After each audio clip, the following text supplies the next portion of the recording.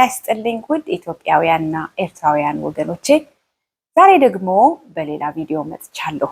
የዛሬው ቪዲዮዬ እንግዲህ የዓመቱ መጨረሻ እየሆነ ስለሆነ ልጆቻችንን የትምህርት ቤት ውጤት ይዘው ይመጣሉ። ታዲያ የትምህርት ቤት ውጤት ሲያመጡ እንዴት አድርገን ውጤታቸውን አይተን አስተማሪዎች የሚጽፏቸውን አንዳንድ ኮሜንቶች አይተን ልጆቻችንን እንዴት አድርገን ጠበቃ እንቆምላቸው፣ እንዴት ሄደን አስተማሪዎችን እናናግራቸው፣ ወይንስ ልጆቻችን ደግሞ በዛ ሪፖርት ካርድ ኮመንት መሰረት እንዴት አድርገን ለሚቀጥለው የትምህርት ዘመን እናዘጋጃቸው የሚለውን እንነጋገራለን። እኔ ሪፖርት ካርድ ሲመጣ በጣም ፎከስ የማደርግበት ሴክሽን አለ። ያ ምንድነው?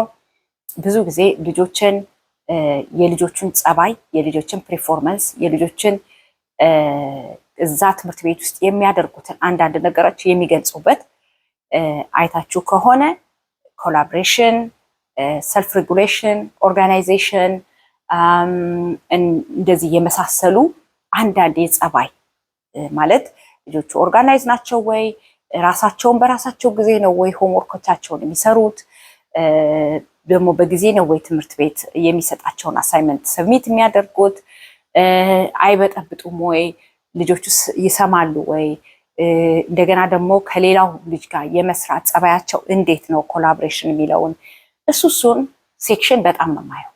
ምክንያቱም አንዳንድ ጊዜ አንድ ትምህርት ወይ ከብዷቸው ወይ ደግሞ ያጠናን ስልት አንዳንዴ ልጆች አንድ ትምህርት ላይ ብቻ ችክ ብለው ሌላኛውን ወይንም ደግሞ ሶኬ ይሄኛው ትምህርት ቀላል ነው ብለው በተለያየ ሁኔታ ልጆች ውጤታቸው ዝቅም ከፍም ሊል ይችላል። ሁልጊዜም ከፍ ያለ ውጤት ላይመጣ ይችላል። ስለዚህ ያኛው ብዙ በጣም ወሬ አያደርገኝም። ምክንያቱም ዛሬ 70 ያመጣ ወይ 80 ያመጣ ልጅ 90 እንዲያመጣ ቁጭ ብለን ተነጋግረን ይሄ ነገር በደንብ ስላላጠናኸው ነው፣ ሳብጀክቱ ስላልገባህ ነው፣ ታይም ማኔጅመንት ላይ ነው፣ ምንድነው ችግሩ ብለን በሚቀጥለው የሚያሻሽለው ነገር ይሆናል። ነገር ግን የነሱ ጸባይ፣ የነሱ ቢሄቪየር፣ የሁሉ ነገር የስኬታቸው መጀመሪያም መጨረሻም ነው። ይሄንን እንዳትረሱ። ስለዚህ እኔ ሰልፍ ሬጉሌሽን፣ ኦርጋናይዜሽን የሚለውቱን ፓርቶች በጣም ነው የማያቸው። አንዳንዴ ታዲያ ልጆቹ ጎበዞች ሆነው ጸባይም ጥሩ ሆነው ጥሩ ፓርቲሲፔት እያደረጉ አንዳንድ አስተማሪ አንፎርቹኔትሊ ይሄ ያለ ስለሆነ ነው የምንናገረው፣ አንዳንድ አስተማሪ ደግሞ ያለ ስማቸው ያለ ስራቸው ይጽፋል። ታዲያ እንደዚህ አይነት ነገር ስታዩ አንደኛ በእግዚአብሔር ስም የምጠይቃችሁ በፍጹም ኢሞሽናል አትሆኑ፣ በፍጹም አትናደዱ። ሁሉም አስተማሪ የልጆችን ሰክሰስ ይፈልጋል ብላችሁ እንዳታስቡ። ይሄ አንዳንዴ የፐርሰናል የጸባይም ጉዳይ ነው። አንዳንድ አስተማሪዎች በቃ ባይ ኔቸር የሰውን ውድቀት ደስ የሚያሰኛቸው ወይም ደግሞ እንዲሁ ናቹራሊ በቃ ይሄ እንዲህ መልካም ነገርን የማይጽፉ አሉ። አንዳንዶቹ ደግሞ በቃ ሃርሽ በመሆን በቃ ጠንካራ ኮመንት በመስጠት ጎበዝ አስተማሪዎች የሚባሉ የሚመስሉም አሉ። አንዳንዶቹ ደግሞ እንዲሁ ሳያውቁ ተሳስተው የሚያደርጉ ሊኖሩ ይችላሉ። ሰዎች ናቸው። ስለዚህ የመጀመሪያ ጊዜ ሪፖርት ካርድ በማይ ጊዜ ፈርስት ኦፍ ኦል ልጆችን እላቸዋለሁ፣ ሪፖርት ካርድ ማለት የዘራችሁትን ነው የምታጭዱት። ሪፖርት ካርድ የአንድ ሳይሆን የ3 የ4 ፈተናዎች ጥርቅም ነው። አንድ ልጅ አንድ ኩዊዝ አምጥቶ ሲወድቅ፣ ሁለተኛውን ኩዊዝ ሲደክም፣ ሶስተኛውን ኩዊዝ ወይም ቴስት ሲበላሽበት ውጤቱ 50-60 እንደሚሆን የታወቀ ማለት እንግዲህ አንድ ሰው መቼም ባናና ዘርቶ አፕል አይጠብቅም። ስለዚህ ይሄ ውጤቱ እኔ ኤግዛክትሊ ነው እንጂ ባልጠብቀው ሪፖርት ካርዳቸው ከመምጣቱ በፊት በምን ትምህርት ምን ያክል ጎበዞች ወይም ሰነፎች እንደሆኑ በደንብ አውቃለሁ። ስለዚህ እነዚህ ልጆች መጀመሪያ ላይ ሪፖርት ካርድ ሲመጣ እነሱም እኔም አብሰት አንሆንም፣ ጠብቀን የሚመጣ ነገር ነው። እነሱንም እላቸዋለሁ፣ ምክንያቱም there's no point already ሪፖርት ካርዱ መጥቷል። however የሚጻፈው ነገር ላይ ሮንግ ኮመንት ካለ ወይንም ሪፖርት ካርድ ለምሳሌ እኔ ልጄ የመጀመሪያውን ፈተናውን 90 አምጥቶ የሚቀጥለውን ፈተና 80 አምጥቶ የሚቀጥለውን ፈተና 70 አምጥቶ አስተማሪ 60 ቢጽፍ አቨሬጁን አልቀበልም። ሶ ኤቪደንስ አለኝ ክትትል የሚያስፈልገው ለዚህ ነው። ልጆቻችን እኔ በሚገርማችሁ ሁኔታ ዩኒቨርሲቲ ያለችውም ልጄ ብትሆን ውጤቶቿን ያለው እንዴት ነው የትጓነሽ ኤነሽ ቢነሽ ብዬ እናወራለን። ልጆች በጣም ትልቁ አሁን የማየው ነገር ክፍተት አለ በልጅና በወላጅ መካከል። ልጅ እንደውም ትምህርት ቤት ሄዶ ከመጣ ብቻ ውጤቱ እንዴት ይሁን እንዴት ነው ግሬዳቸው የሚለው ነገር ማንከታተል ከሆነን በጣም ነው የምንጎዳው። ስለዚህ ልጆቹም የሚጎዱት። ስለዚህ የዛን ቀን ኦል ኦፍ ዘ ሰደን ሪፖርት ካርዱ ሲመጣ ወይ ቶታሊ ቲቸሮችን ብሌም እናደርጋለን። አስተማሪዎቹ ጥቁር ስለሆንን ነው። እኛ ብዙ ጊዜ በቃኛ ጥቁር ኦፍ ኮርስ ይሄን እንዳትረሱ። ጥቁር ስለሆንን የሚመጣ ማለት ለኛ ያላቸው አስተያየት የተለየ እንደሆነ እንዳትረሱ። ምክንያቱም እነሱ አንዱን በሌላ አይን ነው የሚያዩት እና ብዙ ጊዜ ወይ ረባሾች ናቸው ወይ እንደዚህ ብለው ነው የሚሉት። ስለዚህ ኦኬ እንግዲህ ምን ማድረግ እንችላለን? ያንን በምንድን ነው የምናሸንፈው? ጎበዞች በመሆን ቻንስ ባለመስጠት። አንድ ልጅ ጎበዝ ተማሪ ከሆነ ዌል አቴንድ የሚያደርግ ከሆነ ያ ልጅ ትምህርት ቤት በሚጠራ ጊዜ ትምህርት ቤቱ የሚለውን ትዕዛዝ የሚሰማ ከሆነ ዌል ዲስፕሊን ከሆነ እናንተ ለዛ ልጅ ልትሟገቱለት ቀላል ነው። ስለዚህ ልጆቻችሁንም በደንብ ፕሪፔር ማድረግ አለባችሁ። ስለዚህ እኔና ልጆቼ ቁጭ ብለን እንደውም እኔ የአንዱን ሪፖርት ካርድ ሳይ ሌላኛዋንም ጠርቼ ሌላኛውንም ጠርቼ ምን ይመስላችኋል ይሄ ቃላት የጻፈው ሰልፍ ሬጉሌሽን፣ ራስን መግታት፣ ራስን መገሰጽ። አንድ ልጅ ራሱን ዲስፕሊን ካላደረገ ራሱን ካልገሰጸ እንዴት 90 ሊያመጣ ይችላል? ለምን እዚህ ላይ ጉድ ብቻ ራሱ ኢነፍ አይደለም፣ ኤክሰለንት መባል አለበት። ወይንም ደግሞ እንትን የሚለውን ከልጆች ጋር አብረን እንሰራለን። ከዛ ውጭ ግን አንድ ነገር ዛሬ የምነግራችሁ እንደ ወላጅ 100% ራይት አላችሁ የልጆቻችሁን ውጤት መከታተል። ይሄ ውጤት እንዴት ተሰጠው የሚጽፉትን ቃላቶች እኔ የማለቀው እንኳን ቃል ቢሆን መዝገበ ቃላት ውስጥ ሁሉ ገብቻ አይቼ ይሄ ቃል ለልጄ ይመጥነዋል ወይ? ምክንያቱም እንዳትረሱ ይሄ ነው እየተከታተለ የሚቀጥለውም ሰው ያንን እያየ በዛ ነው ጀጅ የሚያደርጋቸው።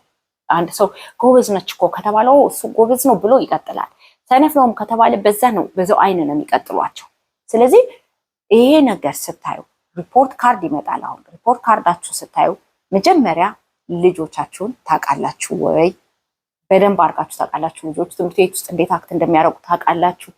ልጆቹ አሳይመንቶቻቸውን ኦን ታይም ይሰጣሉ ወይ? እንደገና ደግሞ የልጆች ውጤት ታውቃላችሁ ወይ? መጀመሪያ ላይ አሁን እንግዲህ ሁለት አይነት ነገር ነው ያለው። አንዳንድ ቤተሰብ በልጆቹ ተከታትሎ ስለሚሄድ ልጆቹን አስተማሪዎች ወይም ትምህርት ቤቱ ሮንግ ነገር ሲሰጣቸው ቆሞ የመከራከር ኃይል አለው፣ መብት አለው። ትምህርት ቤቱን ጋር ሁሌ ይሄዳል።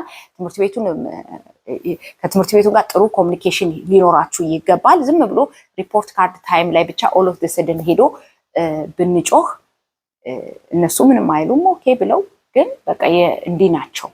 ከዛ ሄደን በጣም አግሬሲቭ ሆነን ተናደን እኛ ለልጆቻችን ብለን እንኳ ብናረግ ልጆቹ ከዛ በኋላ ኤምባረሲንግ ይሆናሉ። ሁለተኛ ለእናንተ ማሳየት አይፈልጉም። እናንተ ትምህርት ቤት እንድትሄዱባቸው አይፈልጉም። ለምን? ኢሞሽናሊ እንደሆናችሁ ካወቁ በቃ የእንትና እናት እንደዚህ ነች እንዲባሉ ወይም የእንትና አባት አይፈልጉም።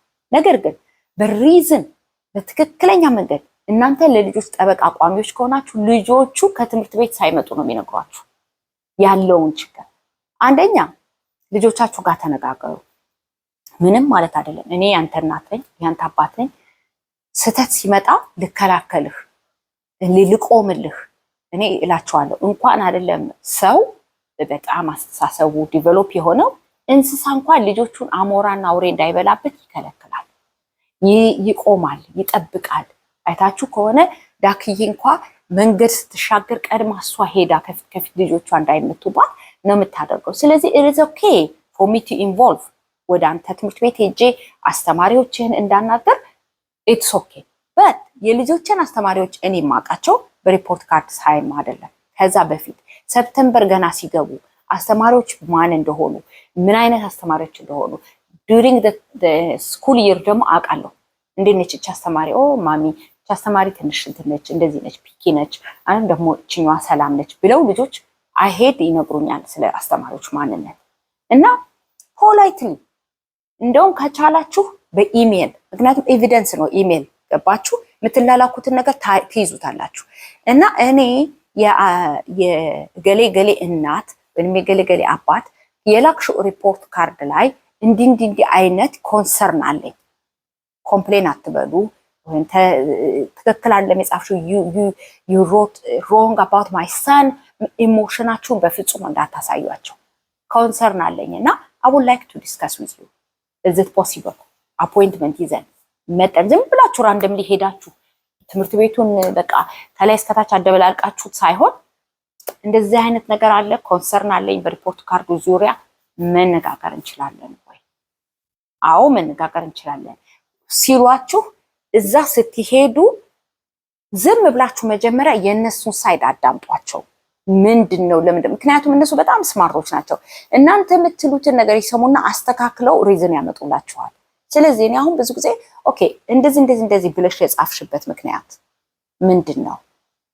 እምለው እንዲህ ብዬ የጻፍኩበት ምክንያት ልጅሽ እንዲህ ያደርጋል ስትል ያ ልጄ እንደዚህ ማያደርግ ከሆነ ትምህርት ቤት ኦፍ ኮርስ እኔ ትምህርት ቤት ውስጥ የለሁም አስተማሪዋ ነች ከኔ በላይ የምታውቀው ልጄ እንደዚህ አያደርግም ብዬ አልልም።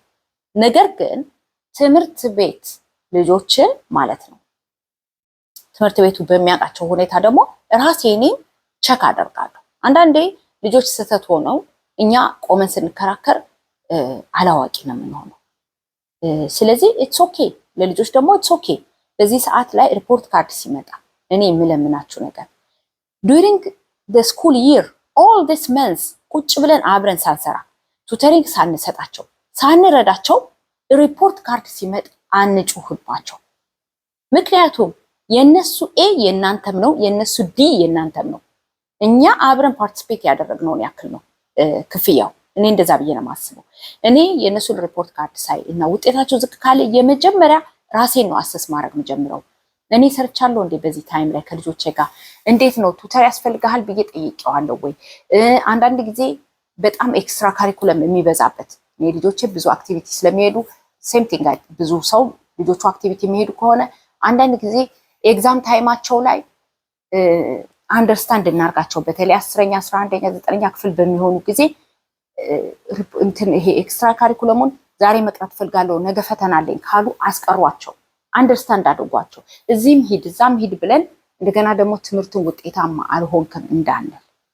ስለዚህ ጀነራሊ ሪፖርት ካርድ ሲመጣ ቁጭ በሉ አንብቡት፣ ቃላቶችን በጣም አንብቧቸው። ለልጆቻችሁ የሚሰጧቸው ነገር ወይ ያንጻቸዋል ወይ ያፈርሳቸዋል። ጎበዝ ልጆች ናቸው፣ ፓርቲሲፔት ያደርጋሉ። however there is room to improve still ውጤቱ ትንሽ ከፍ እንዲል በዚህ መንገድ መርዳት ትችላላችሁ። እንደዚህ አይነት ቃላቶች በጣም ነው የሚያንጹት እና 70-80 ቢሆን ኦኬ ትላላችሁ። ነገር ግን ደግሞ አንዳንድ ጊዜ በጣም ጎበዝ ሆነው 90 ማምጥተው አስተማሪዎች የሚጽፏቸው ኮመንቶች አሉ። ያንን ኮመንት ብዙ ጊዜ ቤተሰብ አያስተውልም ብለው ስለሚያስቡ በተለይ እንደኛ አይነት ማለት በእኛ ኮሚኒቲ እንደዚህ ዲቴይል አያዩትም ብለው ስለሚያስቡ እንደፈለጉም በቃላት እንዲጫወቱ ለልጆች ላይ የልጆች ሳይኮሎጂ ላይ አንፍቀድላቸው። ስለዚህ ያንን ነገር አብረን እንደ ፋሚሊ ከባለቤታችሁ ጋር ከልጆቹ ጋር ዲስከስ አርጋችሁ ኢሞሽናችሁን ዋጥ አርጋችሁ አትሊስት አንድ ናይት 24 hour ኦቨር ኢዩት። አንዳንድ ጊዜ ወዲያው የምናመጣው ኢሞሽንና ከቆየን በኋላ የምናመጣው የተለያየ ስለሆነ ከዛ በኋላ ግን ሪፖርት ካርዱን ዝም ብላችሁ ራንደም ሊሄዳችሁ ሳይሆን አፖይንትመንት ይዛችሁ ቁጭ ብላችሁ አነጋግሯቸው። ምንድነው ምን ልረዳው እችላለሁ ልጄን ለምንድነው ይሄ ነገር የተሰጠው ብላችሁ አነጋግሯቸው። ልጆችን ደግሞ በአንጻራዊው ልጅ ይደክማል። ትምህርት እንደ ድሮ እኔና እናንተ ኢትዮጵያ እንደተማርነው አይደለም። ከባድ ነው እዚህ ሀገር ትምህርት። ኮምፒቲሽን አለው። በጣም ብዙ ኤክስፔክቴሽን አላቸው ከነሱ። ስለዚህ በምን በኩል ልርዳህ ልጄ? እኔ ሁሉንም ሰጀስት ማደርገው በደከሙበት ትምህርት ቱተሪንግ፣ በደከሙበት ትምህርት የሆነ ነገር እረድተናቸው ልጆቻችንን ሰክሰስፉል እናደርግ እላለሁ። ሪፖርት ካርዳቸውን ይዩት፣ በደንብ አንብቡት። ከቤተሰብ ጋር ተነጋግራችሁ አድቮኬት ማድረግ ያለባችሁ አድርጉ እላለሁ። እንግዲህ በሚቀጥለው ቪዲዮ የሰራዊት ጌታ ኢየሱስ ክርስቶስ ፈቅዶ ብንገናኝ ሌላ ቪዲዮ ይዤላችሁ እመጣለሁ። ያው እንደ ሁልጊዜ ስለ አጀንዳችን ስለሆኑ ስለ ልጆቻችን እላለሁ። በተረፈ ሼር፣ ሰብስክራይብ እና ኮሜንት ማድረጋችሁን አትርሱ። ስለምታደርጉልኝ መልካም አስተያየት ሁሉ የሰራዊት ጌታ ኢየሱስ ክርስቶስ አብዝቶ ይባርካችሁ ላለው ወሰን ነኝ ከቶሮንቶ። በሚቀጥለው ቪዲዮ እስከምንገናኝ ሰላማችሁ ይብዛ።